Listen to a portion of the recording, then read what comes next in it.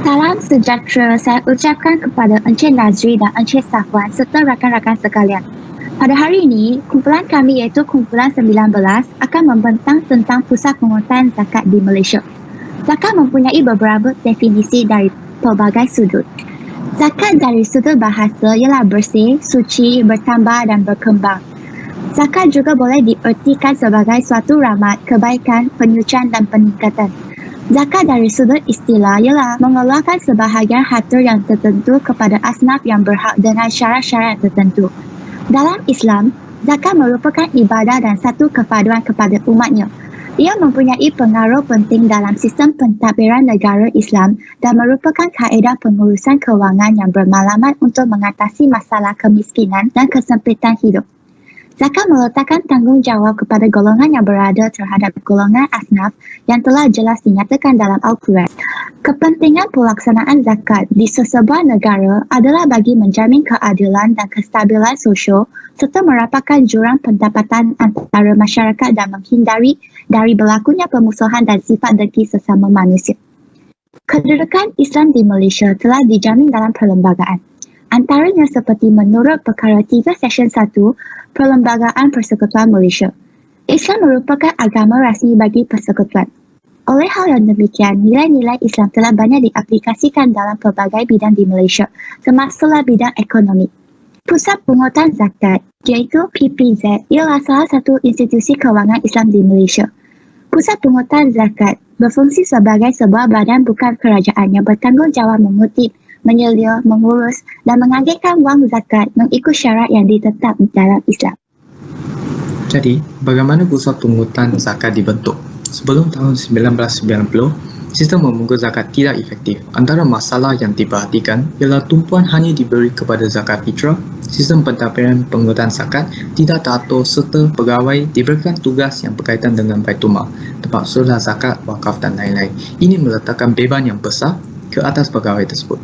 Oleh sebab itu, cadangan untuk menubuhkan satu agensi yang mengurus zakat secara korporat telah dicanangkan oleh Datuk Abdul Rahim Abu Bakar kepada Pengerusi Majlis Agama Islam Wilayah Persekutuan, Tan Sri Dr. Muhammad Yusof Noor. Setelah kajian yang komprehensif dijalankan, Pusat Pungutan Zakat telah mula beroperasi pada 27 hari bulan Disember 1990. Dan pada masa itulah pungutan zakat diswastakan. Penggunaan komputer untuk urusan memungut zakat adalah satu peristiwa bersejarah kerana belum dilakukan dengan efektif di Malaysia atau di negara lain. Seterusnya, saya akan menjelaskan fungsi pusat pungutan zakat. Pertama, menguji tahap keimanan dan ketakwaan seseorang terhadap Allah. Pembayaran zakat adalah kaedah yang ditentukan untuk membersihkan hati dan jiwa seseorang daripada sikap tamak dan obsesi kekayaan material. Ini meningkatkan cinta seseorang terhadap Allah. Kedua, menjadikan negara dan umat Islam muncul sebagai golongan kaya dan makmur. Setiap zakat yang dikeluarkan akan diberikan ganjaran pahala yang besar. Ketiga, merapatkan jurang di antara golongan yang kaya dengan golongan yang tidak bernasib baik. Pemberian zakat oleh orang kaya merupakan bukti kepedulian sosial atas masalah yang dihadapi oleh golongan miskin. Keempat, mengutip semua jenis zakat. Zakat akan diberikan kepada golongan yang memerlukan. Golongan yang hendak memohon bantuan zakat harus memenuhi syarat-syarat yang demikian. Pemohon mestilah beragama Islam, merupakan warga negara Malaysia, telah didaftarkan sebagai penerima asnaf fakir ataupun miskin di pusat pungutan zakat negeri masing-masing. Pendapatan keluarga tidak mencukupi had al-kifayah dan tidak menerima bantuan dari mana-mana pihak atau telah menerima bantuan tapi masih belum mencukupi. Bagi golongan pemohon yang belum didaftarkan sebagai penerima asnaf fakir, mereka dikehendaki mengisi borang pancian. Terdapat 8 golongan asnaf yang berhak mendapatkan bantuan zakat, tetapi disebabkan kesuntukan masa, saya hanya akan membincangkan 4 golongan tersebut. Golongan yang pertama merupakan golongan fakir dan miskin. Golongan fakir atau dikenali sebagai al-fuqara merupakan seseorang yang tidak mempunyai apa jenis harta atau pekerjaan serta menerima pendapatan dari sumber-sumber lain di mana jumlahnya tidak sampai 50% daripada keperluan harian. Golongan miskin pula ataupun dikenali sebagai al-masakin merupakan seseorang yang mempunyai pekerjaan atau hasil usaha yang hanya memenuhi sebahagian keperluan asasinya, tetapi tidak mencukupi untuk menampung keperluan harian dan juga menampung orang-orang tanggungannya. Zakat diberikan bagi membantu golongan ini mendapatkan keperluan asas seperti makanan dan perubatan serta boleh digunakan semasa waktu kecemasan ataupun bencana. Golongan yang kedua merupakan golongan mualaf.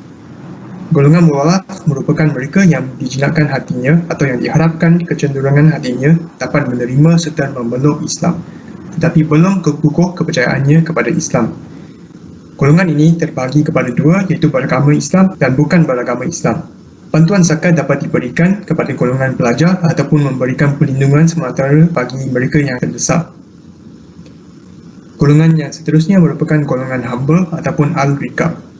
Zakat diberikan bagi memerdekakan orang-orang Islam daripada cengkaman perhambaan dan penaklukan sama ada dari segi fizikal atau mental.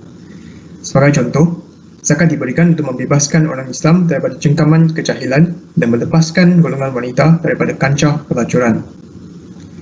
Golongan yang terakhir merupakan golongan berjuang ke jalan Allah ataupun dikenali sebagai fisabilillah. Ini merupakan mana-mana orang Islam yang melibatkan diri dalam sesuatu aktiviti mendekatkan, mempertahankan dan mendakwahkan agama Islam serta kebajikannya. Sebagai contoh, zakat diberikan kepada mereka yang menjalankan aktiviti dakwah dan penerbitan buku di mana bantuan yang diberikan kepada mereka adalah dibenarkan oleh syarak. Ini merupakan contoh pusat pengurutan zakat yang terdapat di pelbagai negeri di Malaysia, sebagai contoh di Selangor, Melaka, Negeri Sembilan dan Sabah. Kesimpulannya, pusat pengurutan zakat merupakan sebuah badan penting bagi menjana ekonomi sesebuah negara. Oleh itu, pengurusan zakat yang sistematik akan memakmurkan kehidupan rakyat dan mengamankan sesebuah negara. Hal ini terbukti dengan ibrah kisah zakat pada zaman pemerintahan Khalifah Umar bin Abdul Aziz. Pusat pengurutan zakat memainkan peranan sebagai sebuah institusi yang kemas dan teratur dalam usaha memberikan kefahaman kepada masyarakat mengenai zakat. Namun, semua pihak haruslah bekerjasama untuk memberikan sumbangan yang positif ke arah pemantapan sistem ekonomi Islam, khususnya di negara-negara Islam. Semua cadangan yang baik dan bernas sewajarnya dikaji dan dipertimbangkan agar dapat memperkasakan peranannya dalam menghadapi cabaran yang akan datang. Sekian, terima kasih.